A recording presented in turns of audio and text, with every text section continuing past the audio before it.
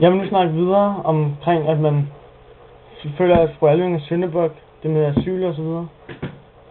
Og det jeg tænker, det er, at hendes søn er jo også psykisk syg, og hun har været udsat for mange ting igennem hendes liv, der er gået imod hende, og man føler ligesom derfor, at det er hende, der er syndebuk. Men også på grund af tiden, at det meget var kvinderne, de var sådan meget hellige dengang. For eksempel omkring utroskab. Hvis en kvinde var utro, så var det virkelig utilgiveligt. Det var det på sin vis også, hvis det var en mand. Men tiden har hindret sig sådan, at dengang så var det simpelthen utilgiveligt. Og det ser man også ved præsten, der afviser fru Alving og siger, hun skal vende tilbage til sit ægteskab. Jeg mener også, at det er svært at definere det næste spørgsmål, det er hovedpersonen. Den mener, at det er meget svært at definere. Og det gør jeg, fordi at hvis du tager akt 1, så er det meget fru Alving, der er der. Hun er med i alle 3 akter. Og kernen i det foregår hos hende. Hun har en finger på pulsen alle steder. Men omvendt, så er det også Osvald. Han snakker meget om selv i afsnit 1, hvor han ligger og sover. Om at han er kommet hjem, og hvordan han har det, om hans tur. Om hans problemer, som fru Alving allerede ved, der er lidt om der. Og bogens titel har jo også noget med genganger at gøre. Det med, at han går igen fra sin far. Han har arvet mange ting fra sin far. Og derfor kan det være, at det skulle være ham, der er hovedpersonen.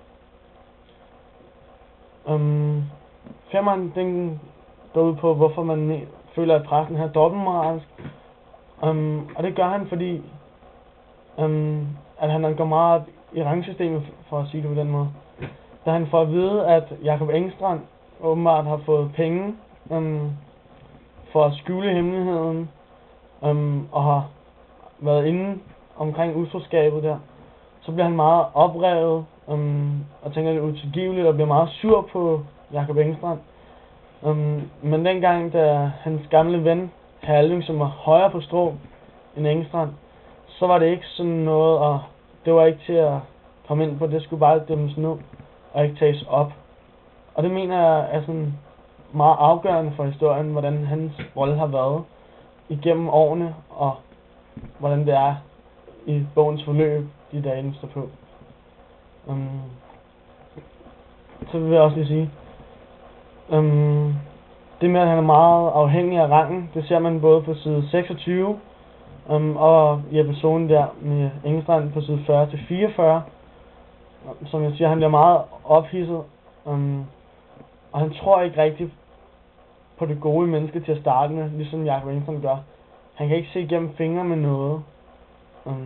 Selvfølgelig er han præst, og sådan noget er utilgiveligt inden for den kristne verden.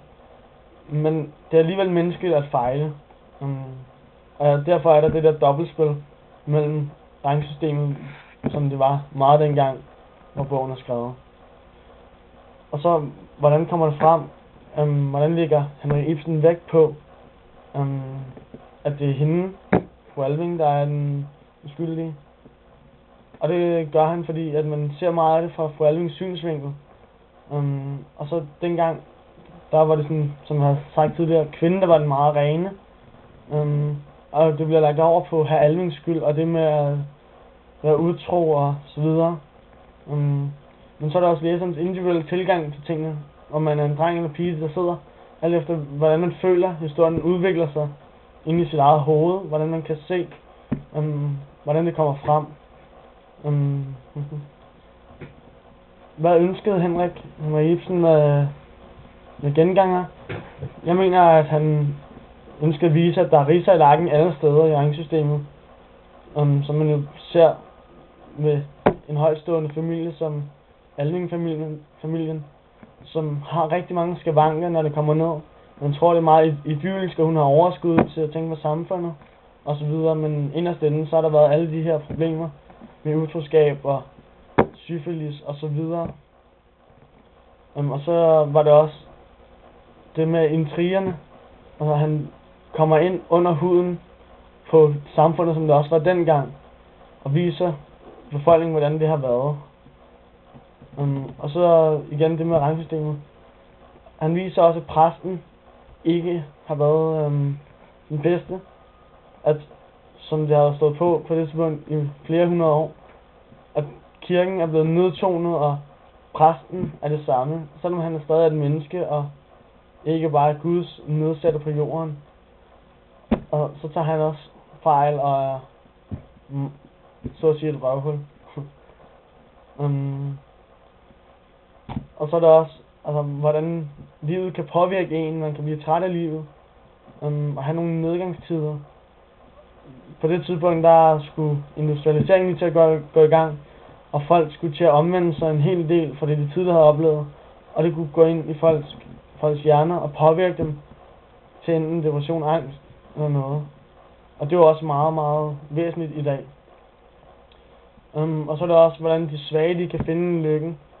Regine, der har haft en meget hård opvækst, bliver meget godt dannet, og det er et brud på den sociale rangstige med, at man kan stige op af systemet, samtidig med, at du har det godt. Du kan være sammen med din familie og så videre.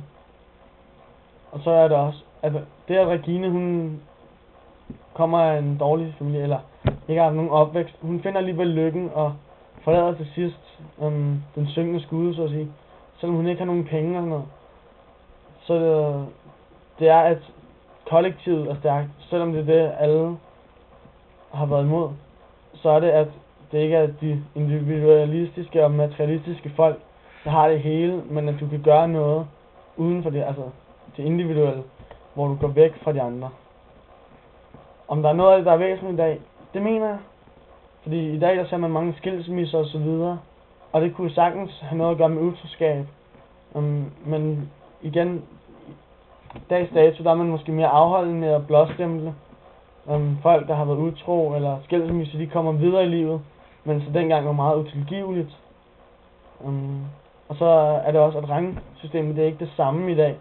Der er selvfølgelig et rangsystem, men i dag kan du stige fra forældre, der ikke har haft nogen uddannelse, til at blive højt uddannet osv. Det har selvfølgelig en påvirkning af i dag, men det er alligevel svært at sige, hvordan det egentlig hænger sammen i dag. Hvordan jeg vil markedsføre den i dag, den er jo for kort tid siden blevet opvist på Det Kongelige Teater som en forestilling.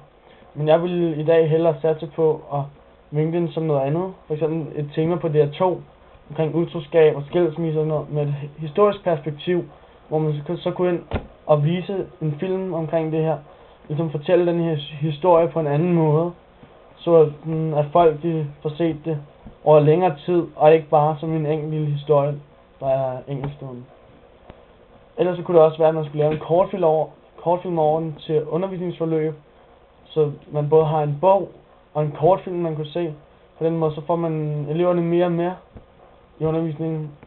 Dem, der måske ikke er så gode i læsning og så videre, de kan stadig være med i undervisningen, og du får, fordi historien er meget svær at forstå, muligheden for at kunne se, hvad det er, der egentlig sker i historien. Ellers så kunne man prøve at ændre sproget til noget mere nudansk, så det ikke er så svært at forstå, og der ikke er mange, der bliver irriteret over bogen. De har svært ved at forstå den, og derfor falder af halvvejs eller lignende. Og så kunne man lave et samlet bind med tekster for den gang, ligesom sætte fokus på den tid, og så vinkle det sammen med andre historier, enten om emne, men også noget lidt mere underholdende, og så forvinkle det på den måde og gøre det mere interessant at læse. Jeg beklager for, at du må få det 3 stykker, men kameraet var ikke så godt, men jeg håber det går.